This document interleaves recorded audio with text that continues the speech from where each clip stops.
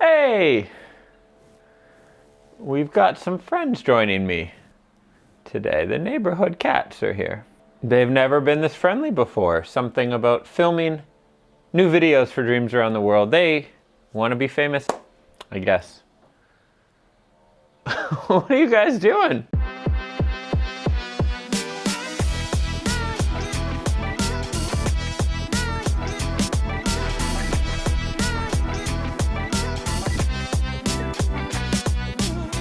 So recently I shared another video on doubling your brain power by eliminating all those nagging things you need to do that are running in the back of your mind. And in the process, one of the things you need to do is make a list of all the things you need to do. And I imagine for at least a few ENFPs that led to a feeling of overwhelm. You thought of all these things you needed to do and you looked at that list and just got totally overwhelmed by it. In fact, getting overwhelmed is not exactly a rare thing for us ENFPs. This came up in a call I had with a new free freelancer member last week, and she was asking me about this, if it's something that I deal with. And to be honest, I hadn't thought about it in the last year or so because it hasn't been a problem, but it used to be a huge problem.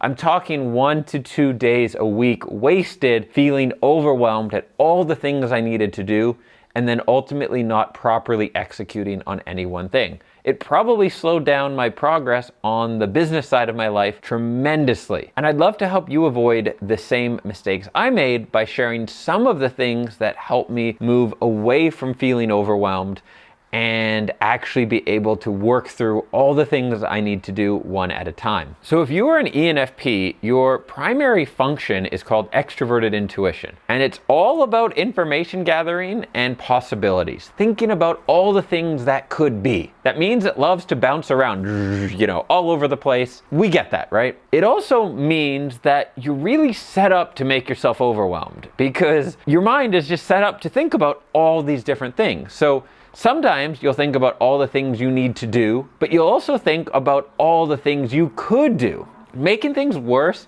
some of us, I wouldn't say we become perfectionists, but what happens is when we get into something, we think of all the ways we could make it amazing. And we'll sometimes take something that could be a 20-minute task and make it a 3-hour task. But not because we're being slow or lazy or not doing a good job or whatever, it's because we're doing a great job. I'll give you an example. Last week, I asked a member of my team to put together basic templates for us for service agreements. So when we hire freelancers or people join the team, there's a simple agreement with all the same stuff in it, and then I can add in more details depending on that arrangement. I didn't give much more instructions beyond that, and the member of my team came back with something that was more like a legal template, what most companies I'm sure use, but it had a lot of jargon and stuff in it. And what I could have done is responded, taken 5-10 minutes and say, hey, we want to do this really simple and clear, use human language. We're not about legalese. When we work with someone, we want them to feel excited and for it to be really clear and simple, etc.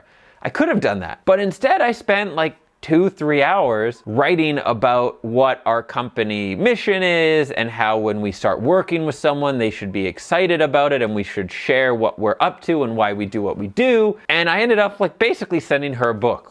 I joked about it after. And was that bad? No, I think what I wrote up will serve as one of the pillars for our company for many years moving forward. And we'll have these great documents we can share with new people who start working with us that hopefully will have them excited and everything else about the experience. But did I need to do that? Definitely not. So I took this thing that could have been done in 20 minutes or 5 minutes even, and I turned it into something massive. And I know I'm not the only ENFP who does this. So long story long, really, that wasn't a short story, is we end up with a lot of things on our plate. And we have this ability to think about them all at the same time and put ourselves into overwhelm. It's almost like we were trying to do it. Like if I said to you, hey, could you make yourself extremely overwhelmed and stressed right now so you curl up into a ball and do nothing today? How would you do that? Well, you would probably think about all the things that you want to do, all the things that you have to do, all the different ways you could do all those different things, and then you'd think about them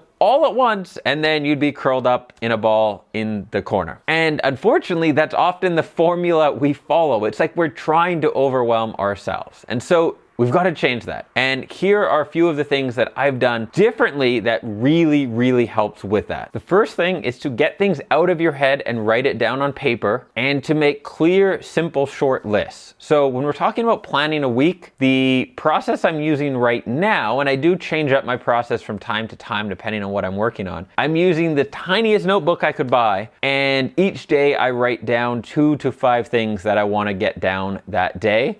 And that's what I focus on. Now, at the end of the day, if I happen to finish early, which has not happened yet, because as I said, things can sometimes take longer than we think they need to, then I can think of all the little things and write those down too, if there's other little items. But keeping things really simple and planning out your week. So saying, here are the things I'm going to get done this week. Anything not on this list, I am not going to get done this week, and I'm not going to think about or worry about. So you might want to keep a master list somewhere. You might want to have your daily and weekly, like what you work from, and then some master list you keep in your desk or somewhere else. That is all the things you need to do. And then what you can do is at the start of each week, look at your master list, go through all the things you want to get done, and then pick the ones from there that you want to move to your weekly list. And then from your weekly list, assign each thing to a day, and there you have it. But Dan, what if it's Tuesday and I'm working on my list, but I'm thinking about all the other things I'd like to be doing?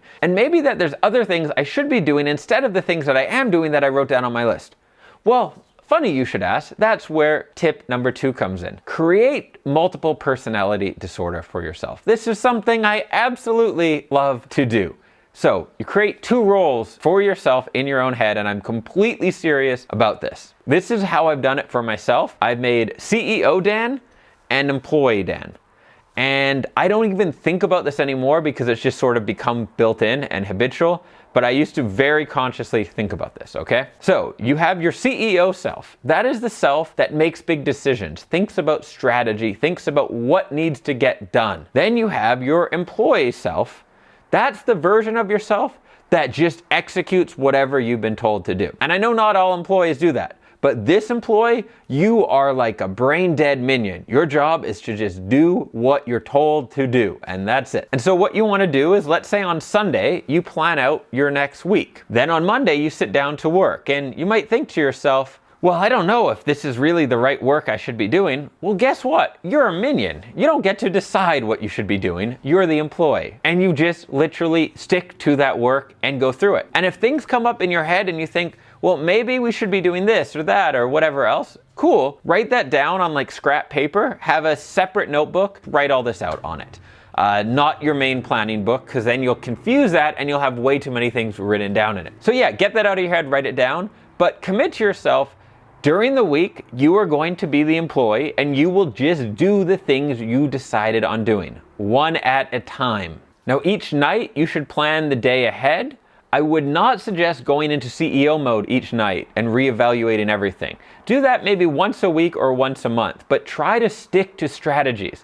Because one of the things that will happen for us ENFPs is if you have the freedom to change your strategy all the time, when things get hard, maybe, just maybe, you're going to change the strategy instead of going through the difficult work. Maybe you come up with a really good strategy, but it involves some uncomfortable situations. Well, when you get to those situations, maybe you'll say, hey, let's try a different strategy to avoid those. So that's another benefit of the CEO-employee split in yourself and how you approach things. Now, the third part that comes in and is essential for this all to work together is self-talk. That's just what it sounds like, talking to yourself. So if you get to a point where you're feeling overwhelmed, what you want to do is look at your list of the few things you have for that day and just say to yourself, one step at a time. This is what I'm working on today. There's only one of me. There's only so much I can do. I've decided these are the most important things to do. Actually, the CEO version of me has decided that, and I'm just going to do them. And at the end of the day, I'll relax, I'll have a nice dinner,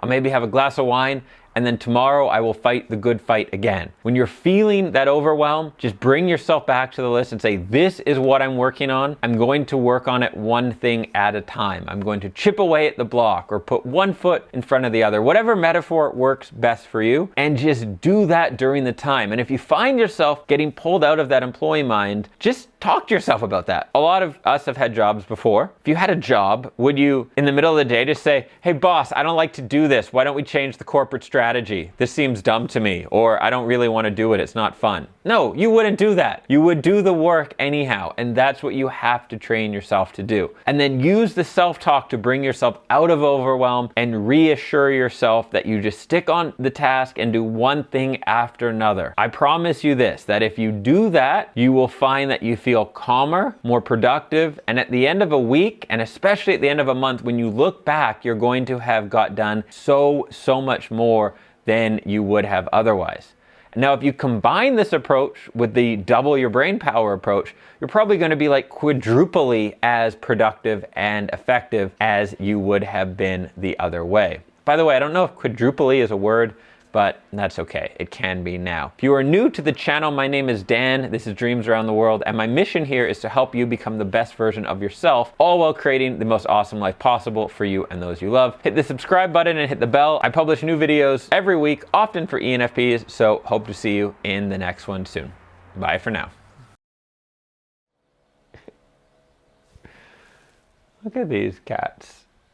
I know it's probably, maybe it's not blurry back there.